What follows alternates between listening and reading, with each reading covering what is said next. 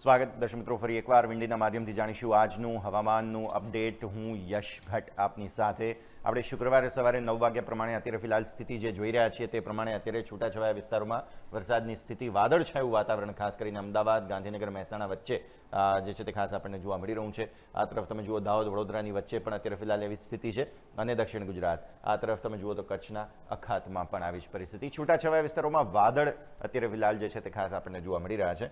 સમય સાથે આગળ વધીશું તો લગભગ આજે સાંજે 4 કલાકે મોટા ભાગના વિસ્તારોમાં કોઈ પણ વરસાદની શક્યતાઓ નથી. માત્ર અહીંયા મધ્ય ગુજરાતમાં જુઓ અમદાવાદ અને વડોદરાની વચ્ચેના અમુક વિસ્તારોમાં, અને આ તરફ દક્ષિણ ગુજરાતમાં તમે જુઓ તો અહીં આગળ જે છે તે ખાસ સુરત, વાપી, વલસાડ અને વડોદરા સુરતની વચ્ચેનો જે વિસ્તાર છે ત્યાં આગળ વરસાદની ખાસ શક્યતાઓ. આમ જોવા જાવ તો આ શક્યતાઓ છે, પ્રોપર વરસાદ નહીં આ, કેમ કે છૂટો છવાયો વિસ્તાર છે અને વાદળછાયું વાતાવરણ રહે તેવી પણ ખાસ શક્યતાઓ.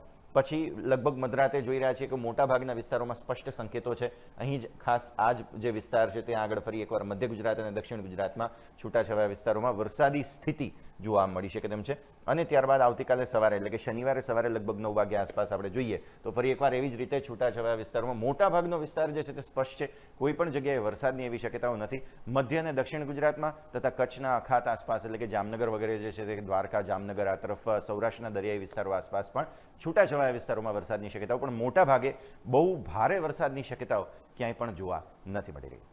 આવા જ વધુ રસપ્રદ અપડેટ્સ માટે સતત જોડાયેલા રહો ન્યૂઝ કેપિટલના ડિજિટલ પ્લેટફોર્મ સાથે.